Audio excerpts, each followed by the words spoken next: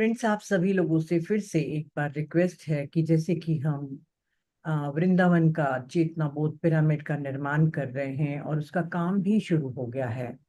आज उनके सारे फोटोज और कितनी प्रोग्रेस हुई है उन सब के पिक्चर्स मैं सारे ग्रुप्स में डाल दूंगी। और आप लोगों से गुजारिश करूंगी कि आप लोगों ने इतना सहयोग दिया, पर अभी भी हमारे पास थोड़ा अमाउंट कम पड़ रहा है और हम चाहते हैं कि ये जल्दी से जल्दी काम पूरा हो जाए। तो आप सब लोगों से फिर से नवरात्रि में रिक्वेस्ट करती हूँ कि एक अच्छे काम के लिए अपने हाथों को, अपने दिलों को खोलिए और इस पिरामिड के लिए जितना हो सके आपसे यथासंभव डोनेट करिए, क्योंकि आपके पैसे आते ही ये काम कंप्लीट हो जाएगा। तो हमारे पूरे ज्ञान भारत के तरफ से आशा करती हूँ कि आप लोग जैसे मुझे कभी निराश नहीं करे हो, अभी भी निराश नहीं करोगे और जो थोड़ा सा अमाउंट की डिफरेंस है उसको पूरा करने में मदद करोगे। अगर आप किसी पिरामिड के लिए दान करते हैं तो वहां पर आने वाले जो भी ध्यानी लोग ध्यान करेंगे उन सभी का फायदा आपके कर्मास पर, आपके गुड कर्मास पर जरूर जाएगा। और आध्यात्मिक सेवा सबसे उच्च सेवा है। तो आप लोगों को लास्ट टाइम मैं फिर से रिक्वेस्ट करती हूँ और फिर से मैं क्यूआर कोड वगैरह और पिक्चर्स के साथ आज शेयर कर दूंगी, तो जरूर करिएगा। तो चलिए फ्रेंड्स, जैसे कि ट्यूसडे को हम डॉक्टर संगीता जी से बहुत बहुत प्यारा ज्ञान लेते हैं और संगीता जी को हम बता दें कि बहुत अवेयर हो गए हैं संगीता जी, सिर्फ आपके क्या बोलना चाहिए, इतने नॉलेज देने के कारण कि अब हर चीज करने के बाद लगता है कि अरे कहीं घर चूक तो नहीं गए, और चूकते तो खुद को पकड़ते हैं। तो बहुत बहुत थैंक्स संगीता जी, बहुत बहुत thanks.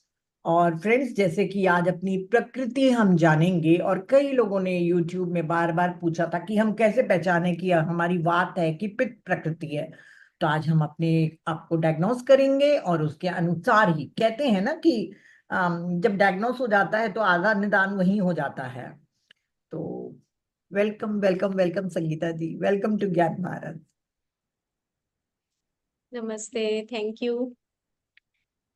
You all dear friends. और बिल्कुल ठीक बात है। प्रकृति अगर हम जांच लेते हैं तो उसके बाद हम 50-60% तो हेल्दी रह सकते हैं। और वैसे भी हमें प्रकृति अगर हम ना भी पढ़े तो भी हम कुछ कुछ अपने बारे में जानते हैं कि मैं अगर ठंडा खाऊंगा तो मुझे मेरा गला खराब हो जाएगा, है ना। अगर मैं कच्चा खाऊंगा तो मेरे को डाइजेस्ट नहीं होगा ना। अगर मैं बिना टाइम से खाऊंगा तो वो मेरे को डाइजेस्ट नहीं होगा। तो कुछ कुछ प्रकृति हम जानते हैं। लेकिन अभी मेरे को एकदम से कुछ और भी बात आई है एकदम से, कि जैसे जो नक्षत्र होते हैं, है ना। जैसे जो हमारे 27 नक्षत्र हैं, और 27 नक्षत्र में जैसे पहला नक्षत्र अश्विनी का होता है ना। तो अश्विनी नक्षत्र है। ऐसे ही आगे रोहिणी नक्षत्र है, हस्त नक्षत्र है, चित्रा नक्षत्र है, ऐसे भाद्रपद नक्षत्र है, ऐसे 27 नक्षत्र हैं। और हर नक्षत्र से जब कोई ना कोई जब जन्म लेता है तो वो अपनी एक प्रकृति के साथ जन्म लेता है। अब जैसे फॉर एग्जाम्पल कि अगर अश्विनी नक्षत्र से कोई जन्म ले रहा है तो आप सोचो कि अश्विनी नक्षत्र, अश्विनी मतलब कि जो अ, अश्विनी पुत्र, आपने सुना होगा कि सूर्य के जो पुत्र हैं अश्विनी पुत्र बोला जाता है उनको। और अश्विनी नक्षत्र, अश्विनी का मतलब हो गया कि जो गर्म हो, है ना। अब वो एक ऐसा गर्म नक्षत्र है जहां से जो जन्म लेकर इस धरती पर आएगा उसकी प्रकृति कैसी होगी। आप देखिए कि उसकी प्रकृति खुद में गर्म होगी, है ना। वो पित्तज प्रकृति का होगा ना। इसी तरह अगर हम किसी दूसरे नक्षत्र की बात करते हैं तो वो एक नक्षत्र है जैसे रोहिणी नक्षत्र है। वो रोहिणी नक्षत्र थोड़ा ठंडा होता है, तो वहां से जो जन्म लेगा उसकी प्रकृति कैसी होगी, या तो वो कफज होगी या वो वातज होगी। तो इस तरीके से जो प्रकृति है वो हमारी हम उस प्रकृति, हमारी जो पीछे की जो हमारी प्रवृत्तियां होती हैं उसके माध्यम से ही हम जब इस लाइफ में जन्म लेते हैं, जब हम जन्म लेते हैं तो हमारी वो प्रकृति बोली जाती है। और आयुर्वेद उसको बोलता है कि आपके 3 दोषास, जो हमने पिछली बार बात की थी खाने के साथ, कि ये वात को बढ़ाएगा, ये पित्त को बढ़ाएगा, ये कफ को बढ़ाएगा, वहीं से बात आई कि प्रकृति कैसे जांचेंगे। तो वात दोष, पित्त दोष और कफ दोष। अब हम बोलते हैं कि वात प्रकृति, पित्त प्रकृति, कफ प्रकृति। अब ये आती कहाँ से है, ये हमें देखना है कि ये हमारी कैसे प्रकृति बनती है। तो बचपन से ही आपने देखा होगा कि कुछ बच्चे होते हैं जो थोड़े मोटे होते हैं, कुछ बच्चे होते हैं जो पतले होते हैं, कुछ बच्चे होते हैं कि जिनको हम पतला और मोटा तो नहीं मान सकते, लेकिन कुछ बच्चे होते हैं जो बड़े एक्टिव होते हैं और गुस्से वाले होते हैं, है ना। कुछ बच्चे होते हैं जो बड़े चंचल होते हैं, कुछ बच्चे होते हैं जिनको जो एक बार बिठा दो होमवर्क करने के लिए तो होमवर्क करके ही उठते हैं। और कुछ बच्चे ऐसे होते हैं जिनको होमवर्क करने के लिए बिठाओ तो 4 बार उनको बोलना पड़ता है कि अभी तुम यहीं बैठो, अभी तुम नहीं उठोगे, तुम अभी पहले अपना होमवर्क खत्म करो।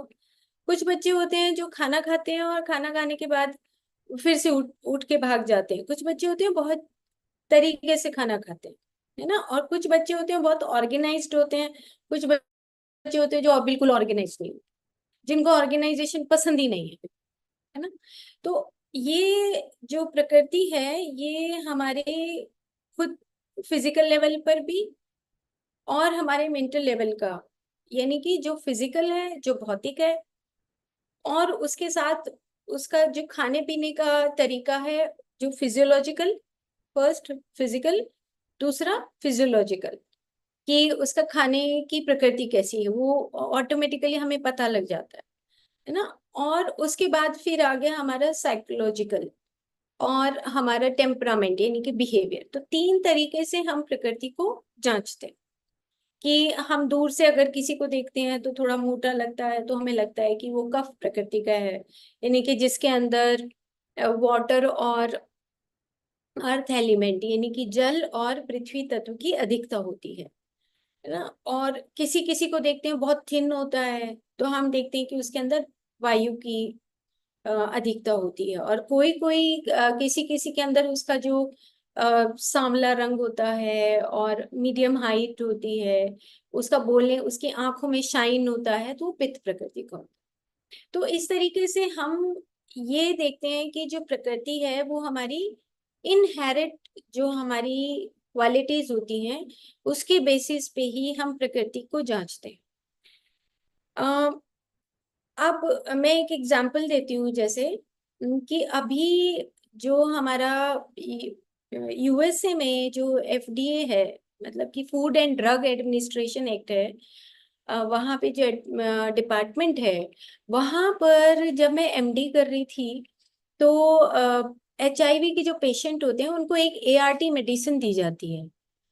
तो ये देखा कि जो एआरटी मेडिसिन होती है जो एचआईवी के पेशेंट्स को देते हैं, वो सारी बीमारियों के लिए देते हैं। किसी को खांसी हो गई, बुखार हो गया, लूज मोशन लग गई, वेट लॉस हो गया, इन्फेक्शन हो गया, स्किन डिजीज हो गई, तो उनके कॉम्बिनेशन की एक टेबलेट आती है जिसको एआरटी बोलते हैं। अब वो अगर सबको हम किसी को बिना प्रकृति के जांचे अगर उस टेबलेट को दिया जा रहा है तो उसके साइड इफेक्ट भी देखे गए। और उसके साइड इफेक्ट से ये देखा कि जो प्रकृति वातिक प्रकृति के लोग हैं उनको वो टॉलरेंस नहीं है, वो इतनी हैवी डोज को टॉलरेट नहीं कर पाते। तो ये देखने के बाद अब वहां पर जो यूएसए है, वहां पर इस तरह की वर्किंग हो रही है कि टेबलेट के साथ साथ उनकी जीनोटाइप और फिनोटाइप यानी कि प्रकृति को जांचा जा रहा है। अभी ये शुरू हो चुका है। जो आयुर्वेद आज से 5,000 साल पहले बता चुका है कि प्रकृति के अकॉर्डिंग हमारा खाना होना चाहिए, प्रकृति के अकॉर्डिंग ही हमारी मेडिसिन हम लोग देते हैं। तो प्रकृति जांच एक ऐसी चीज है कि जिससे हम काफी हद तक, जैसे कि अभी नीता मैम ने कहा कि काफी हद तक हम अपनी कुछ डिसऑर्डर्स को या इम्बैलेंसेस को कंट्रोल कर सकते हैं। जैसे जो वातिक प्रकृति के लोग होते हैं वो, हमने कई बार चर्चा की है, डू डू डू करते हैं, बहुत जल्दी जल्दी करना चाहते हैं हर चीज को। लेकिन वो करना तो चाहते हैं जो वातिक प्रकृति के लोग हैं, लेकिन वो इम्बैलेंस तरीके से करते हैं। मतलब फटाफट, आपने देखा है, मतलब स्कूल के एग्जाम्पल से आप याद रख सकते हो कि जैसे हम कहें कि अरे कौन सबसे पहले, टीचर बच्चे को बोलता है कि पहले सबसे पहले सम कौन करेगा, कौन इसको निकाल के ले आएगा। तो जो वातिक प्रकृति का बच्चा है वो इंटेलिजेंट है, तो वो फटाफट वो निकाल तो लाएगा, लेकिन कहीं वो छोटी मोटी मिस्टेक कर देगा, सबसे पहले टीचर के पास पहुंच जाएगा। तो इसका मतलब ये हुआ, करा तो है उसने, लेकिन कहीं उसने मिस्टेक कर दी। अनप्लैन्ड वे से चलने वाले होते हैं जिनकी वातिक प्रकृति होती है। अब जो पैथिक प्रकृति के लोग होते हैं वो इंटेलिजेंट तो होते हैं, लेकिन उनको ये पता है कि ये इंटेलिजेंट होते हैं, लेकिन उनके धीरे धीरे उनके अंदर फिर थोड़ा सा ईगो आने लगता है कि अरे मैं तो पूरी क्लास में सबसे ज्यादा इंटेलिजेंट हूँ, और मेरा एक नंबर भी अगर कट जाएगा तो बिल्कुल हंगामा कर देते हैं अगर कोई एक नंबर कट जाता है ना। तो इस तरीके से हम प्रकृति को पहचानते हैं। तो मैंने स्लाइड्स बनाई हैं ताकि हम एक एक चीज को बिल्कुल सिस्टमेटिकली जाकर उन स्लाइड्स के माध्यम से सबसे पहले हम देखें, और उसके बाद फिर हम चर्चा करेंगे। ओके, तो हम सबसे पहले स्लाइड के ऊपर आते हैं।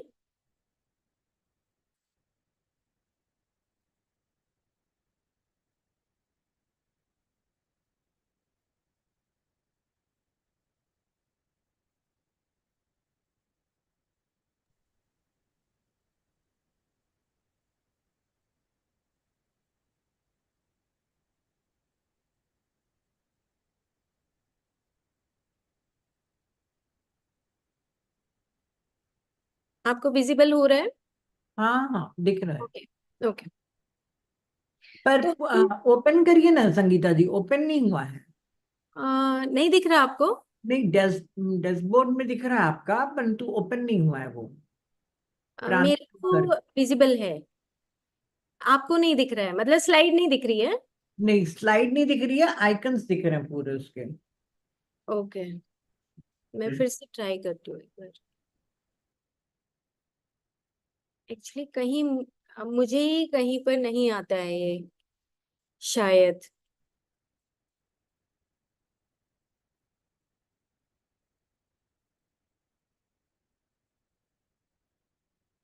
अब नहीं।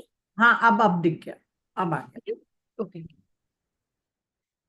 तो अब हम एक बार थोड़ा सा बैक में जाते हैं, क्योंकि हम वाइटल बॉडी मेडिसिन के पार्ट में ही इसको पढ़ रहे हैं। तो हम एक बार थोड़ा सा रिमाइंड करेंगे अपने आप को कि जो फिजिकल है वो हार्डवेयर है। आपको ये बिल्कुल क्लियर हो जाना चाहिए कि जो हमारी फिजिकल बॉडी है वो सिंपल एक हार्डवेयर की तरह काम करती है। जो आपके अंदर छुपा हुआ होता है वो ही आपको हार्डवेयर एक मशीन की तरह आपको दिखाई देता है। रिप्रेजेंटेशन बोलते हैं उसको, कि रिप्रेजेंट होता है आपके अंदर क्या चल रहा है, वो रिप्रेजेंट हो थ्रू आपकी जो बॉडीज है उसके थ्रू।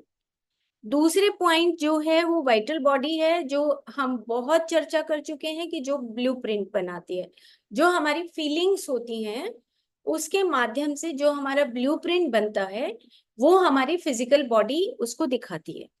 तीसरा हमने बात की थी कि जो मेंटल बॉडी है वो इट गिव्स मीनिंग। तीसरा आप पॉइंट देखिए कि which gives meaning to the vital. Meanings का मतलब ये हुआ कि हम कोई भी बात जब सुनते हैं अपनी सेंसेस से, कोई भी चीज को हम देखते हैं, किसी भी चीज को टेस्ट करते हैं, तो हम किस तरह के मीनिंग्स निकालते हैं, अर्थ निकालते हैं। और वो हमारा जो मेंटल मीनिंग है वो हमारी थ्रू वाइटल और थ्रू फिजिकल वो रिप्रेजेंट करता है। कभी कभी हम दुखी होते हैं, कभी कभी हम नाराज होते हैं, कभी कभी हम खुश होते हैं। किसी तरह के भी जो भी मीनिंग हमारे अंदर थॉट प्रोसेस में चल रहा होता है वो हमारी मेंटल बॉडी होती है। और जो फोर्थ बॉडी है वो है हमारी सुप्रा मेंटल मेंटल इंटेलेक्ट बॉडी होती है। ये कॉन्टेक्स्ट होता है जिसको हम कॉजल बोलते हैं, कि कारण शरीर। क्यों अब ये जानना बहुत जरूरी है, इसीलिए मैंने ये स्लाइड लगाई कि जब हम आगे प्रकृति पढ़ेंगे कि हम कहाँ पर अपनी हैबिट्स को स्टोर करते हैं, और उन हैबिट्स को स्टोर होने की वजह से वो किस कॉन्टेक्स्ट में हम बात करते हैं, तब हमारी सुप्रामेंटल बॉडी पता लगता है कि किस तरह की चीजों को इकट्ठा करके, और इस लाइफ में हमें सुप्रामेंटल बॉडी, जो कॉजल बॉडी जिसको हम कारण शरीर बोलते हैं, उसके माध्यम से ही हमारी सारी बॉडीज वर्क करती हैं। और जो लास्ट बॉडी है वो ब्लिस बॉडी है, जो अनलिमिटेड है, वो हमेशा हायर कॉन्शियसनेस से कनेक्ट होती है। तो ये हम मोटे मोटे तौर पे पिछले एपिसोड्स में हम इसको जान चुके हैं। अब हम आगे चलते हैं कि आखिर ये जो प्रकृति है ये आती कहाँ से है। तो इसमें जो doshas are byproduct of more subtle vital qualities, मतलब कि जो हमारे अंदर, जो हमारी सटल यानी कि सूक्ष्म जो हमारी फीलिंग्स होती हैं, हमारे विचार होते हैं, उसी के बायो प्रोडक्ट को हम दोषाज बोलते हैं, दोष बोलते हैं। जैसे बार बार काम करना, अभी बात की थी कि जैसे जो वात प्रकृति के लोग होते हैं वो बहुत जल्दी जल्दी काम करते हैं। तो अब हमें ये सीखना है कि जो लोग जल्दी जल्दी काम करते हैं, वो क्या उनको जल्दी काम करना चाहिए, उनको बैलेंस्ड वे में काम करना चाहिए। अगर वो बहुत फास्ट काम करेंगे तो उनकी बात बढ़ जाएगी। जैसे और एग्जांपल देते हैं इसको, कि जैसे मेरा जो बॉडी है वो कफ वातज है। कफ कफ वातज का मतलब कि मेरी जो बॉडी है उसमें कफ यानी कि अर्थ और वाटर एलिमेंट ज्यादा मात्रा में है। और अगर मैं रोज बैठी रहूंगी, मैं अगर काम नहीं करूंगी, तो मैं क्या करूंगी, मैं बहुत स्टूडियस हूँ, मैं बहुत ज्यादा पढ़ती रहती हूँ, तो मुझे उठकर काम करना चाहिए, मुझे एक्टिव होना चाहिए। यानी कि जो हमारी जो बॉडी है उसके अपोजिट हमें वर्क करना है। जैसे मेरा कफ है और कफ है, तो मैं अगर रोज बैठी रहूंगी, कोई काम नहीं करूंगी, तो मेरा जो कफ वाला जो दोष है वो बढ़ जाएगा, इम्बेलेंस हो जाएगा। तो हमारी जो दोषाज हैं वो हमारा बायो प्रोडक्ट है, जो हमारी वाइटल बॉडी के अंदर जो हमारी क्वालिटीज जो छुपी हुई होती है। अब ये बोलते हैं कि ये आखिर जो इम्बेलेंसेस होती हैं, जैसे कुछ बच्चे हैं जो क्रॉनिक, जैसे टाइप 1 डायबिटीज आ गया, किसी को मेंटल डिसऑर्डर शुरू से बचपन से ही होते हैं। तो ये सारी जितनी भी हमारी सफरिंग्स हैं या हमारे चैलेंजेस हैं या हमारे जो डिसऑर्डर्स हैं, ये हमें बचपन से ही पता होने लग जाता है। जैसे मैं फिर से अपना एग्जांपल दे रही हूँ कि अगर मैं बैठी रहूंगी तो मैं मोटी हो जाऊंगी, या मैं ज्यादा खाऊंगी तो भी मैं मोटी हो जाऊंगी, क्योंकि मेरी प्रकृति में कफ यानी कि जो अर्थ एलिमेंट है और वाटर एलिमेंट है वो ज्यादा है, इस वजह से। तो ये क्वालिटीज बता दी, वाइटल जो क्वालिटीज हैं, ये वात, वायु और तेजस और ओजस। तेजस मतलब फायर, वात मतलब कि जो एयर एलिमेंट है, और ओजस मतलब कि जो हमारे पास अर्थ और वाटर एलिमेंट है। लेकिन ये कहाँ से आते हैं, ये री इनकारनेशन, जैसा आप करेंगे वैसी ही वाइटल बॉडी बॉडी के अंदर जो एनर्जीज होती हैं वैसा ही हमारा अट्रैक्शन होता है। अब ये बहुत इंपॉर्टेंट स्लाइड है, इसमें हम दो तरीके से बात करते हैं इसको आसानी से समझने के लिए, कि जो स्टिमुलाई है यानी कि जो आप बाहर देखते हो, कुछ भी आप सुनते हो, कुछ भी आप एक्सपीरियंस अपनी लाइफ का ले रहे हो, ठीक है। अब उसके बदले में आप किस तरीके का रिस्पॉन्ड करते हो, किस तरह का आपका रिस्पॉन्स आता है। आपको प्रकृति समझने के लिए, जैसे फॉर एग्जाम्पल कि मैं एक कुर्सी पे बैठती हूँ, अपने ऑफिस में मैं जाती हूँ, और मैं किसी दिन अपने ऑफिस में आती हूँ और मैं देखती हूँ कि उस कुर्सी के ऊपर कोई और बैठा हुआ है। तो मन में क्या जाएगा, मन में ये जाएगा कि मैं किस तरह की प्रकृति की हूँ, तो मेरे मन में जाएगा कि मेरी कुर्सी के ऊपर क्यों बैठा है। एक तो ये जा सकता है। एक ये जाएगा कि हो सकता है ठीक है वो बैठ गया, मैं दूसरी कुर्सी ले लेती हूँ। एक जाएगा कि ये मेरी कुर्सी के ऊपर बैठा ही क्यों, इसको इतनी तमीज नहीं है कि इस कुर्सी के ऊपर इसको बैठना ही नहीं चाहिए था। अब ये हमारी इंटरप्रिटेशन है ना, ये इसको बोलते हैं हम, जैसा हमें आगे स्टिमुलाई जो हम आगे देखते हैं और उसके बदले में हम कैसा रिएक्शन देते हैं।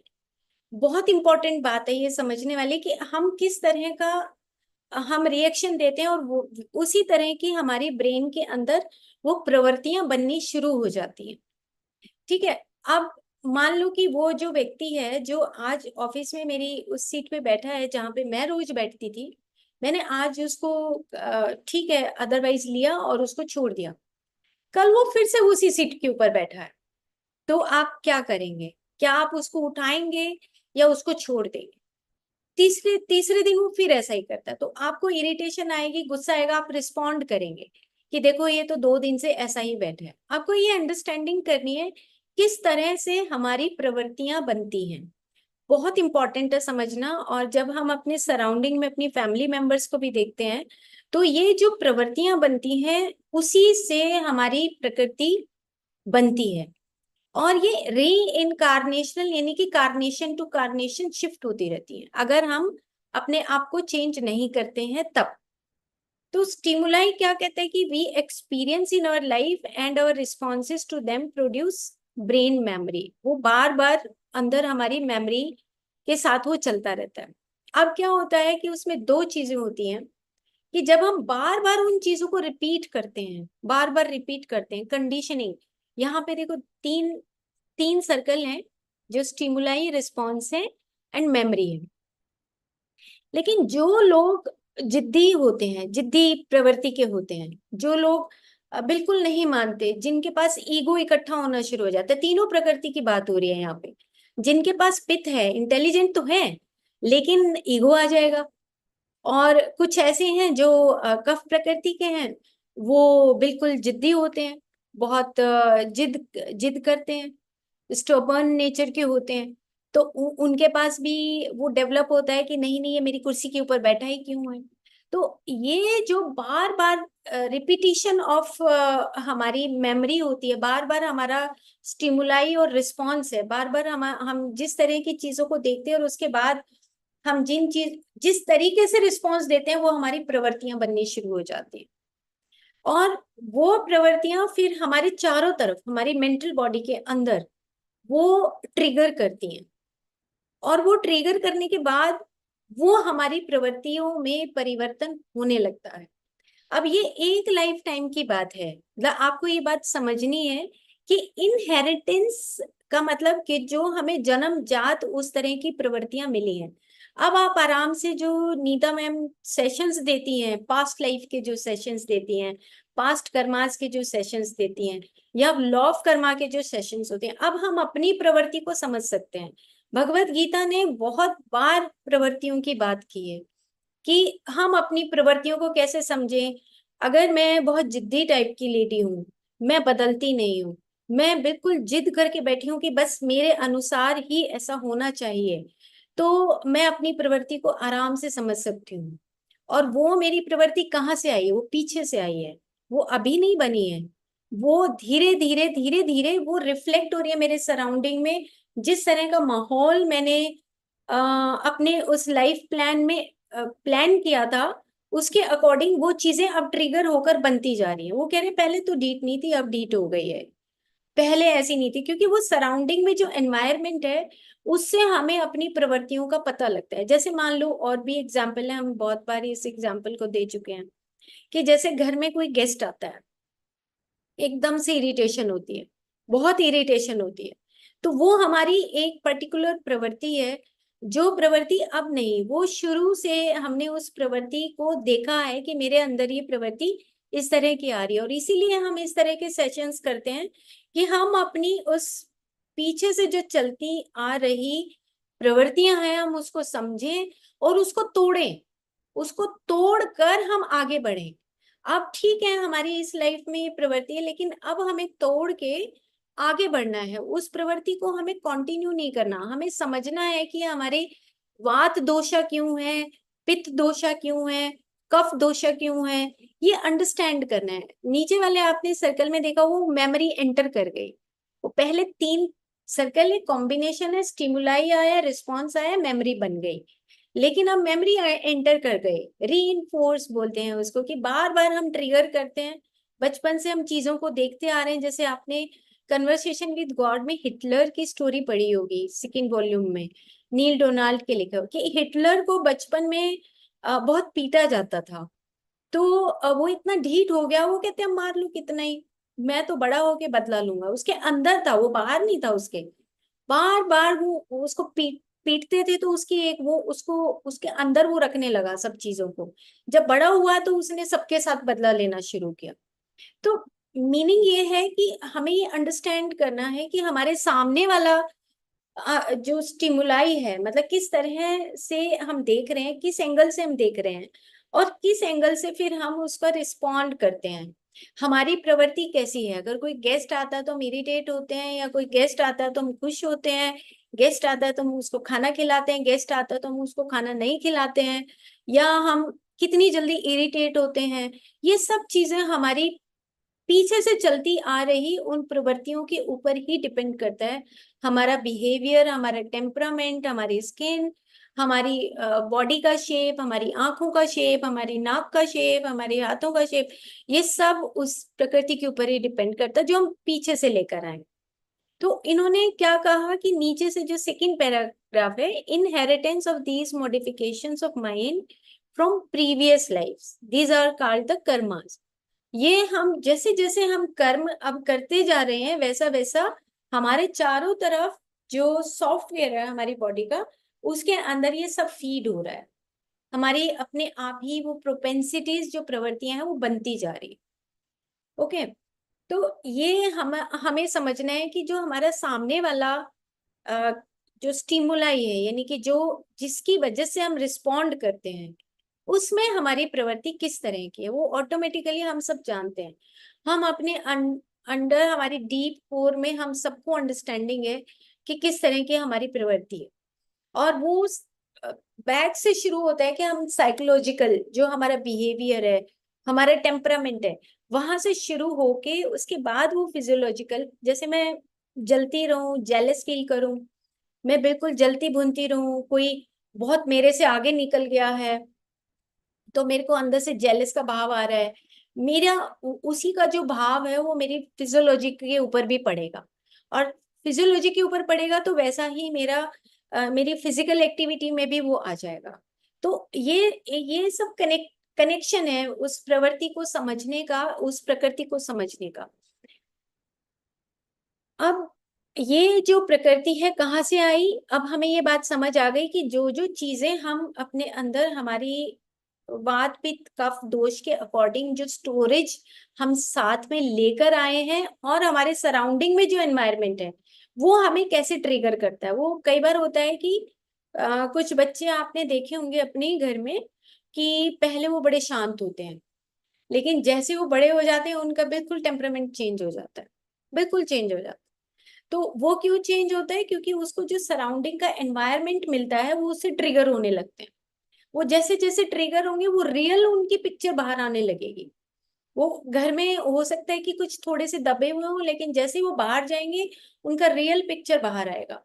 वो ट्रिगरिंग होगी तब पता लगेगा कि वो इसकी जो प्रकृति है वो पैतृक नीति, इसकी प्रकृति जो है वातज। इसलिए बहुत सारे क्वेश्चंस पूछे जाते हैं जब हम प्रकृति की जांच करते हैं, तो उसमें क्वेश्चंस पूछते हैं कि भाई आप कितने बजे सोकर उठते हो, आपके घर में कौन कौन है, आप बड़ों के साथ आपका बिहेवियर कैसा है।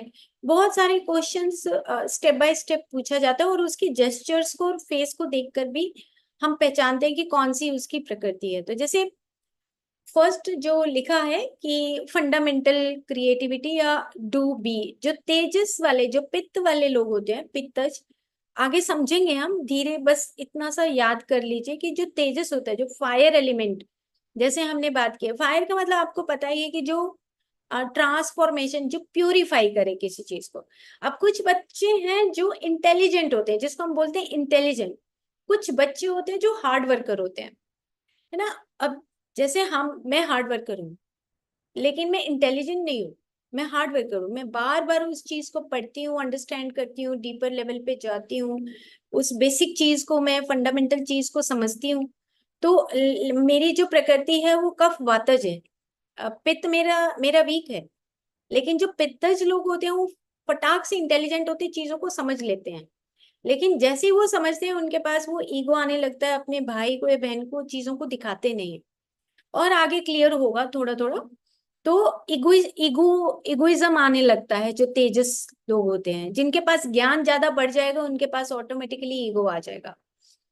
जो सिचुएशनल क्रिएटिविटी, फंडामेंटल क्रिएटिविटी का मतलब ये भी होता है कि आप ये समझिए कि वो बहुत जल्दी शिफ्ट करते हैं। एक चीज सीख ली, फिर नई चीज सीखते हैं, फिर नई चीज सीखते हैं, फिर नई चीज सीखते हैं। सिचुएशनल क्रिएटिविटी यानी कि जो वात के लोग होते हैं, वायुवात प्रकृति के लोग होते हैं, वो बहुत फ्लक्चुएटिंग होते हैं। वो सिचुएशनल क्रिएटिविटी के लोग होते हैं कि जैसे कि किसी चीज को एडजस्ट करना, वो एडजस्ट कर लेते हैं। अच्छा ठीक है, उसके साथ हम ठीक है, ओके चलेगा। वो एडजस्टमेंट करने वाले होते हैं। जो चीज जहाँ पे जिस सिचुएशन में है, उस सिचुएशन में वो नई नई चीजों को इन्वेंट कर लेते हैं। एक होता है कंडीशन बिहेवियर होता है। जैसे कि कंडीशन बिहेवियर होता है कि जैसे कहो फॉलोवर होते हैं, जैसे जो ज्यादातर जो इन्फेंट और बेबी सोल्स होती हैं, वो कंडीशन बिहेवियर के लोग होते हैं, जो फॉलोवर होते हैं। जैसे जो इनर्शिया होता है जिनके पास, जो कफज प्रकृति बोला जाता है, जो कफ, जो वाटर और अर्थ एलिमेंट जिनके पास ज्यादा होते हैं। इनर्शिया जो स्लगिश होते हैं, और वो फॉलोवर टाइप माने जाते हैं कि अच्छा जिस अभी उठो और नहा लो तो नहा लेंगे, कहीं खा लो तो खा लेंगे। वो फॉलो करते हैं चीजों को, लेकिन अपनी बुद्धि से काम नहीं करते ज्यादा। तो इस तरीके से तीन तरह की जो प्रकृति है वो बताई गई। लेकिन ये टू टू भी हो सकती है, तीनों भी बैलेंस्ड हो सकती है। वात, जैसे मैं अपना बता रही हूँ कि कफ वातज है। जैसे नीता मैम है, और उनका मैं देखती हूँ तो वात पित्तज है वो। तो वात का पोर्शन और रेशो, और पित्त का रेशो है। तो इस तरीके से हम अपनी प्रकृति को, अभी और आगे आएगा तो हम और थोड़ा सा और डिटेल में देखेंगे। ये मैंने एक पिक्चर लगाई, बहुत अच्छी लगी मुझे। तो वात, वात जो होती है वो girls movement and communication skills होती है उनके पास। जो पित्त होता है उनका ओवरसीज डाइजेशन अच्छा होता है, और वो ट्रांसफॉर्मेशनल काम करते हैं, यानी कि बहुत चेंजेस, बहुत एकदम से वो फटाक से काम करते हैं, बहुत नीट एंड क्लीन तरीके से काम करते हैं। कफज वाले होते हैं जो कोहेसिव होते हैं, स्ट्रक्चर्ड होते हैं, लुब्रिकेशन होता है, लुब्री मतलब बहुत लिबरल भी होते हैं। ओके, और उनकी बॉडी भी थोड़ी सी फ्लफी होती है।